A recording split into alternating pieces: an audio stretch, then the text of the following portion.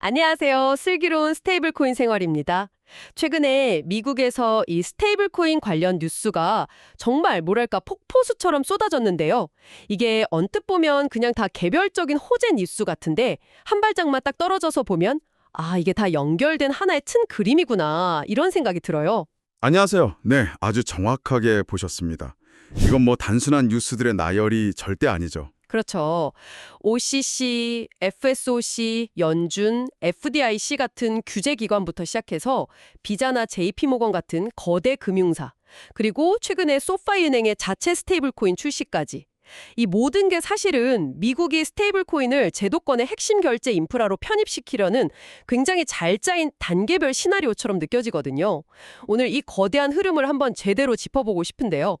이 모든 변화가 궁극적으로 무엇을 향하고 있는 건가요? 핵심부터 딱 말씀해 주시죠. 결론부터 말씀드리면 이거예요.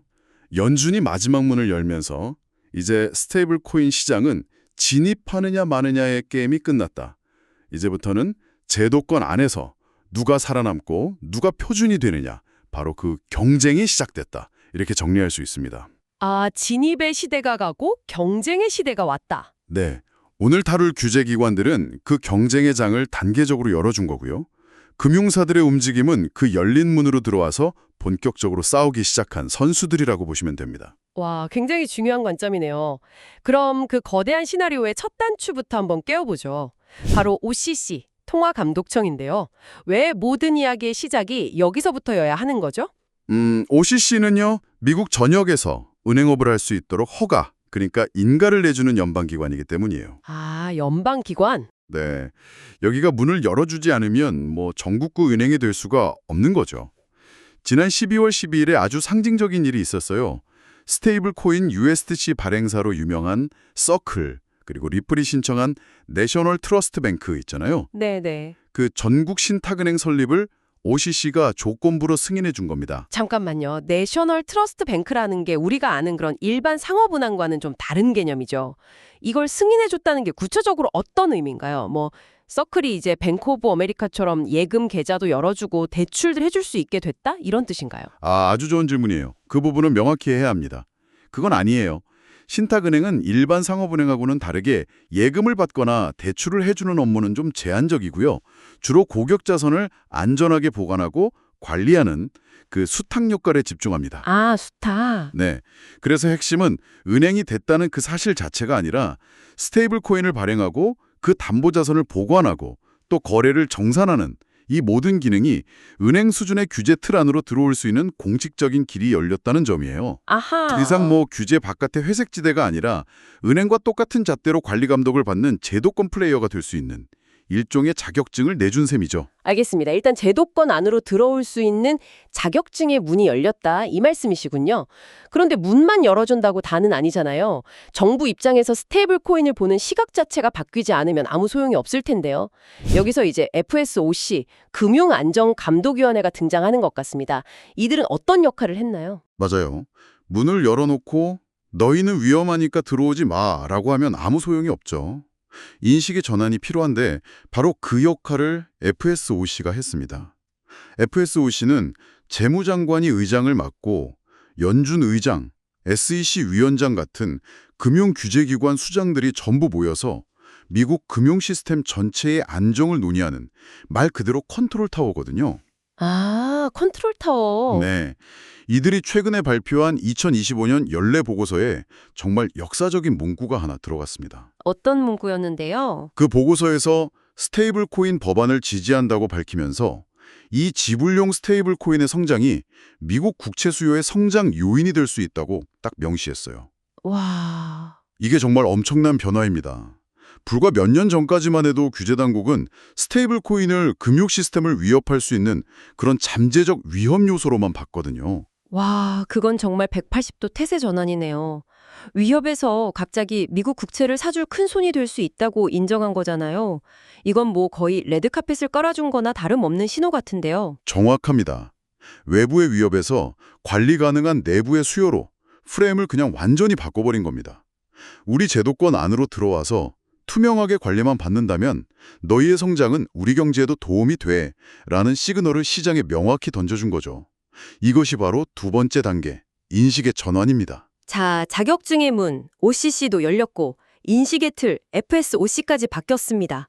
이제 정말 판이 깔린 느낌인데요. 여기서 오늘의 핵심 메시지인 경쟁의 시작을 알린 연준, 페드가 등장합니다. 왜 연준의 조치가 이 모든 퍼즐의 마지막 문이라고까지 불리는 건가요? 이걸 비유하자면 마치 새로운 고속도로를 짓는 것과 같아요. 고속도로요? 네. OCC는 건설 허가를 내준 거고요. FSOC는 이 고속도로가 국가 경제에 도움이 될 것이라고 공식적으로 인정한 셈이죠. 아, 하지만 진짜 중요한 건 그 도로 위로 차가 다닐 수 있게 하는 거잖아요. 그렇죠. 도로만 덩그러니 있으면 아무 소용이 없죠. 바로 그 역할을 연준이 하는 겁니다. 연준은 그 고속도로의 속도 제한은 어떻게 할지, 진입로는 어디에 둘지, 통행료는 어떻게 받을지 이런 모든 운영 규칙을 정하고요. 최종적으로 고속도로에 차를 진입시킬 수 있는 게이트를 쥐고 있어요. 아, 게이트. 네. 지난 12월 17일 연준이 2025년 신규 정책문을 발표하면서 예금보험에 가입되지 않은 주단위 은행들도 연준 멤버십을 신청하고 중앙은행 결제 시스템에 접근할 수 있는 구체적인 가이드를 제시했어요. 이게 바로 마지막 문이 열린 겁니다. 아, 이제야 그림이 명확해지네요. OCC가 길을 닦아도 연준이 하락하지 않으면 그냥 유령 고속도로가 될 뻔했는데 드디어 진입 게이트까지 열어준 거군요. 맞습니다. 그래서 이때부터 게임의 룰이 완전히 바뀌는 거예요. 이전까지는 누가 먼저 스테이블 코인을 발행하느냐 그 경쟁이었다면 이제부터는 누가 연준이 만든 고속도로 규칙을 가장 잘 준수하면서 가장 빠르고 안전한 차를 만들어내느냐의 경쟁으로 바뀐 거죠. 진정한 경쟁의 시작입니다. 좋습니다. 고속도로 건설 허가 OCC도 났고 정부의 환영 FSOC도 받았고 고속도로 진입 게이트 연준까지 열렸어요. 그럼 이제 실제 운전자 그러니까 기업들이 따라야 할 운전면허 시험 매뉴얼 같은 것도 필요할 텐데요. 이 부분에서 FDIC 연방예금보험공사가 나선 것 같네요. 네, 바로 그 매뉴얼을 FDIC가 만들었습니다. 12월 16일에 FDIC 감독을 받는 금융기관이 스테이블 코인을 발행하려면 어떤 절차를 거쳐야 하는지에 대한 규정, 그러니까 신청 매뉴얼의 초안을 공식화했어요. 아, 매뉴얼을. 네. 이게 시장에 주는 가장 큰 의미는 회색지대가 사라졌다는 거예요. 이전에는 기업들이 이런 사업 해도 되나? 나중에 문제 생기는 거 아니야? 하면서 눈치를 봤다면 이제는 명확한 가이드라인이 생긴 거죠. 더 이상 이게 가능할까를 고민하는 게 아니라 이 정해진 규칙 안에서 어떻게 하면 남들보다 더 빨리 더 잘할까를 고민하게 되겠군요. 바로 그겁니다. 논쟁의 장이 아니라 경쟁의 장으로 무대가 완전히 바뀐 거죠. 자, 이제 규제의 고속도로가 완벽하게 깔렸습니다. 그렇다면 이제 그 길 위로 어떤 차들이 달리기 시작했는지 봐야겠죠. 세계 최대 카드사인 비자의 움직임이 눈에 띄는데요. 이건 어떤 의미로 봐야 할까요? 많은 사람들이 이제 신용카드가 없어지는 건가? 하고 생각할 것 같아요. 그건 대표적인 오해예요. 아, 오해인가요? 네, 비자의 움직임은 카드를 대체한다는 개념이 아닙니다.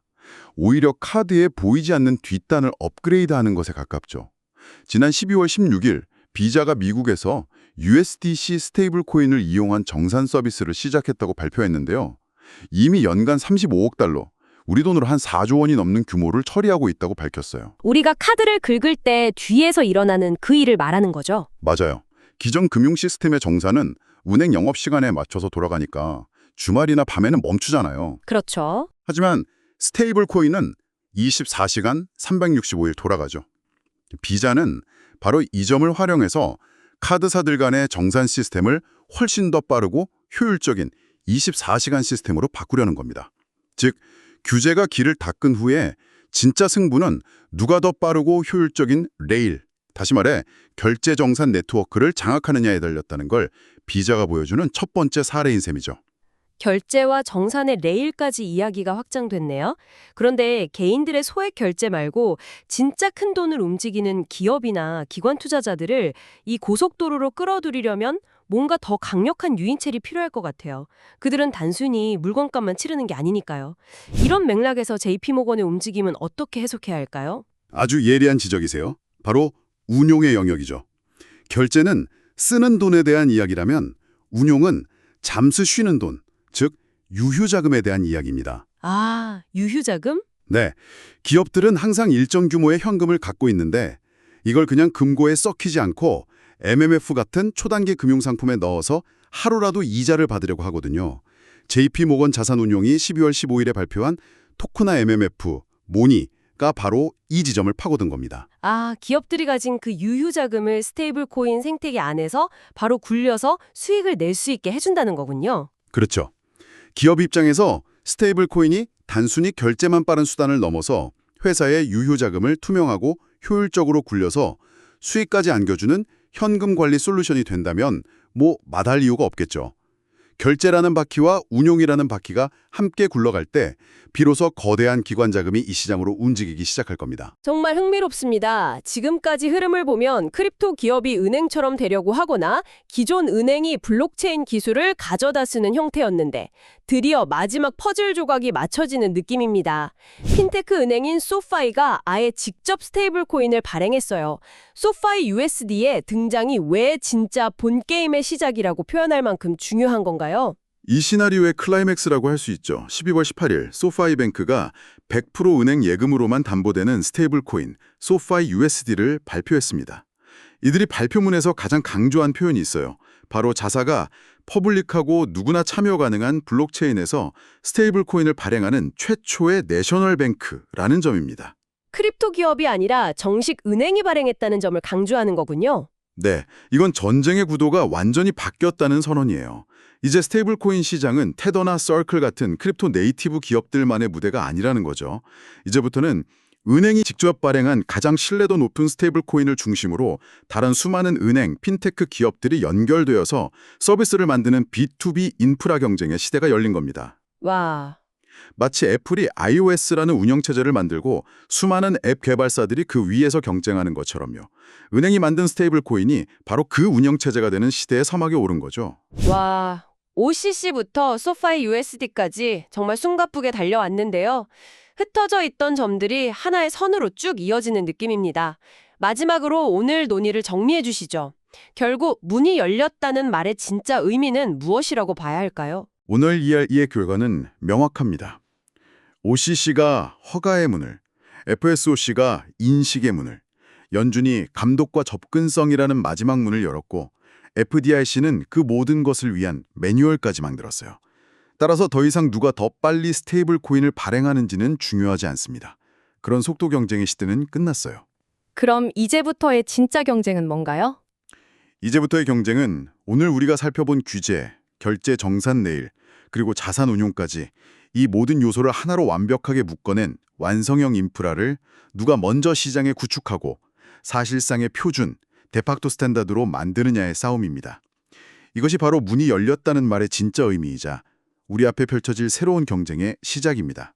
이제는 완성형 인프라를 구축하기 위한 거인들의 경쟁이 막을 올렸다는 말씀으로 오늘 이야기를 마무리해야겠습니다.